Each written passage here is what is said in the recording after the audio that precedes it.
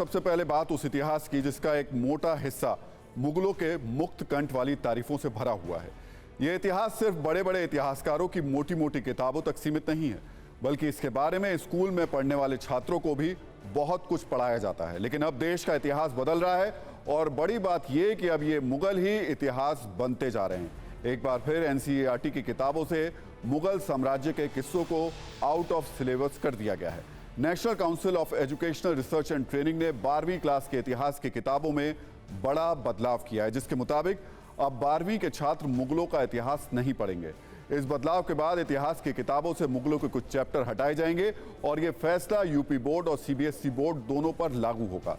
Academic year 2023-2024 से नए बदलाव लागू हो रहे हैं। इसके अलावा 10वीं और 11वीं के भी कुछ चैप्टर इसमें हटाए गए हैं। लेकिन अब तक आपने इस खबर के बारे में सिर्फ इतना ही सुना होगा, सिर्फ इतना ही पढ़ा होगा, लेकिन हम आपको इससे आगे की बात बताएंगे। आज हम आपको सत्ता में दिखाएंगे कि जिन चैप्टर को हटाया गया है वो कौन से थे और उनमें असल में बताया क्या गया था। 12वीं कक्षा के इतिहास की किताब के themes of Indian history part 2 से किंग्स एंड क्रॉनिकल्स यानी मुगल दरबार से संबंधित चैप्टर्स और टॉपिक हटा दिए गए हैं। क्लास 12 की नागरिक शास्त्र की किताब से अमेरिकी वर्चस्व और शीत युद्ध का पाठ भी हटा दिया गया। इसके अलावा 11वीं की किताब से इस्लाम का उदय, संस्कृतियों में टकराव, औद्योगिक क्रांति, समय की शुरुआत नामक पाठ हटाए गए हैं, जबकि 10वीं कक्षा की लोकतांत्रिक राजनीति की किताब से भी कई चैप्टर्स को हटा दिया गया है।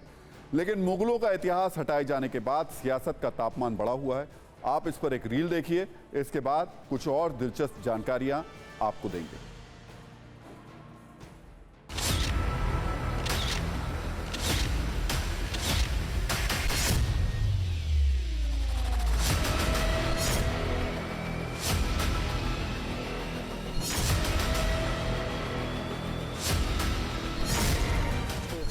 के छात्र अब मुगल शासकों के बारे में नहीं पढ़ेंगे, क्योंकि एनसीईआरटी ने सिलेबस में बदलाव करते हुए मुगल शासकों का जो इतिहास पढ़ाया जाता था वो उसको हटा दिया है।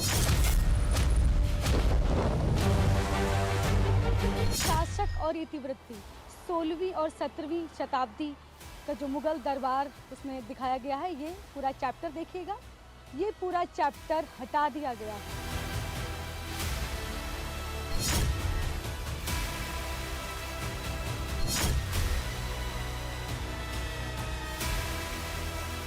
ये हमारी संस्कृत, हमारी सांस्कृतिक विरासत है। हम अपने सभी नई पीढ़ी को अपनी विरासत से परिचय कराना चाहते हैं। पुराने काल में हमारी संस्कृत से लोगों को वंचित किया जा रहा था, लोगों को बताया नहीं जा रहा था। हम अपनी असली संस्कृत को लोगों तक पहुंचा रहे हैं।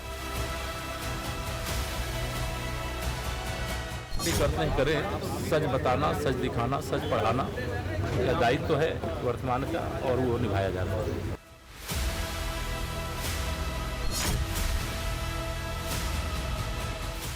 2014 से ये बात सही है कि बीजेपी आरएसएस इस देश की पूरी शिक्षा व्यवस्था को उसका भगवा करने का काम कर रही है।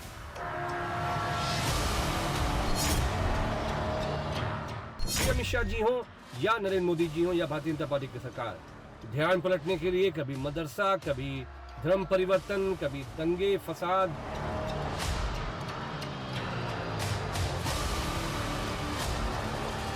अब भारत के इतिहास में आप अगर मुग़लों का इतिहास निकाल लें तो 200 साल के बारे में तो हमें कुछ मालूम ही नहीं रहेगा। 200 साल के इतिहास को आप कैसे खारिज कर सकते हैं?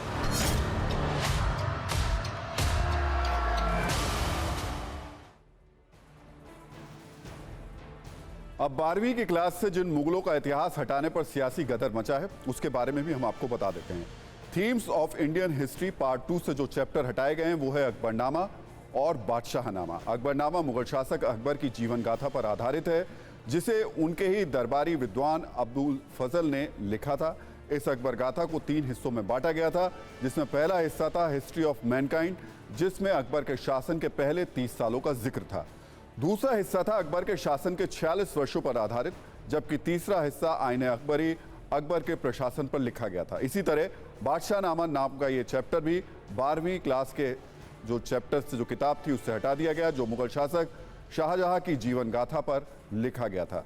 इस बादशाहनामा को शासनकाल का प्रामाणिक इतिहास माना जाता है और इसमें शाहजहां के 20 वर्षों के शासन का जिक्र था। अभी तक ये सारे अध्याय 12वीं क्लास के छात्रों को पढ़ाए जाते थे, लेकिन अब ये चैप्टर इतिहास की किताबों में बंद हो गए हैं। आज हम आपको भारत में मुगलों की फैक्ट फाइल्स के बारे में भी जानकारी दे देते हैं, जिसका एक बड़ा हिस्सा क्रूरता और जुल्म से भरा हुआ है। लेकिन इस देश में बैठे ऐसे कई बुद्धिजीवी हैं जो मुगलों को अपने सेलेक्टिव चश्मे से देखते हैं और उनका गुणगान करते हैं। आपको बता दें कि साल 1526 से 1857 तक भारत पर मुगलों का शासन रहा। सबसे पहले बाबर ने लोदी वंश के आखिरी बादशाह इब्राहिम लोदी को हराकर मुगल साम्राज्य की नींव रखी और इसके बाद करीब 330 वर्षों तक 15 अलग अलग मुगल शासकों का शासन भारत में रहा। मुगल शासक अकबर को मुगल साम्राज्य का सबसे चर्चित शासक माना जाता है, जिन्होंने 49 वर्षों तक भारत पर राज किया। इस दौरान उन्होंने मुगलों के साम्राज्य, राजनीतिक प्रभाव और सैन्य क्षमता में इजाफा किया। 5वें बादशाह के तौर पर शाहजहां का शासनकाल भी 30 वर्षों तक रहा। शाहजहां के दौर में सबसे ज्यादा निर्माण कार्य कराए गए और इसी दौरान ताजमहल, लाल किला, जामा मस्जिद समेत कई बड़े निर्माण किए गए। इसके बाद जिस मुगल शासक का शासन आया उसका इतिहास खून से सना हुआ है। ये शासक था औरंगजेब, जो मुगल साम्राज्य का छठा बादशाह था। 48 वर्ष के क्रूर अपने शासनकाल में उसने लोगों पर खूब अत्याचार किए, जबकि बहादुर शाह द्वितीय 20वें और अंतिम मुगल सम्राट रहे। 1857 में अंग्रेजों ने बहादुर शाह जफर को हरा दिया और साल 1857 में भारत में मुगलों का शासन खत्म हो गया। इसी मुगल शासन के बारे में आज भी बच्चों को क्लास में पढ़ाया जाता है। मुमकिन है आपने भी इसे पढ़ा हो, लेकिन अब यह इतिहास धीरे धीरे आउट ऑफ सिलेबस हो रहा है। इससे पहले अप्रैल 2022 में सीबीएसई ने 9 से 12वीं तक के पाठ्यक्रम से मुगलों से जुड़े कई चैप्टर हटा दिए थे, जिनमें क्रूर बादशाह औरंगजेब और शाहजहां को महान बताया गया था। आज एक सवाल यह भी पूछा जाता है कि आखिर हमारे देश के इतिहास में मुस्लिम आक्रमणकारियों का इतना महिमा मंडन क्यों हुआ और उन्हें हराने वाले ऐसे वीर योद्धाओं के बारे में कम क्यों लिखा गया। इसे समझाने के लिए अब हम आपको एक ऐसा तथ्य दिखाते हैं जो इस सवाल का जवाब है। पब्लिक पॉलिसी रिसर्च सेंटर की टीम ने एनसीईआरटी के इतिहास की किताबों पर एक स्टडी की थी, जिसमें पता चला कि एनसीईआरटी की किताबों में 97 बार अकबर का जिक्र किया गया, जबकि मुगल शासक शाहजहां का जिक्र 30 बार आया।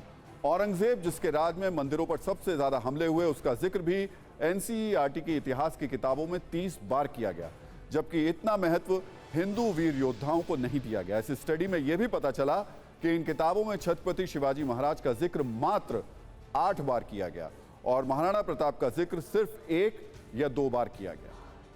लेकिन धीरे धीरे अब इसमें बदलाव किया जा रहा है और मुगल शासकों की हिस्ट्री डिलीट की जा रही है। इस कदम को इतिहास का करेक्शन कहा जाए या ये इतिहास का सफाया है, इसे लेकर बहस जारी है। आप क्या सोचते हैं? हमें टैग करके सोशल मीडिया पर बताएं। हमारे न्यूज़ मित्र सोशल मीडिया पर थोड़ा वोकल होंगे तो देश में चल रहा ये विमर्श थोड़ा और गहरा हो जाएगा।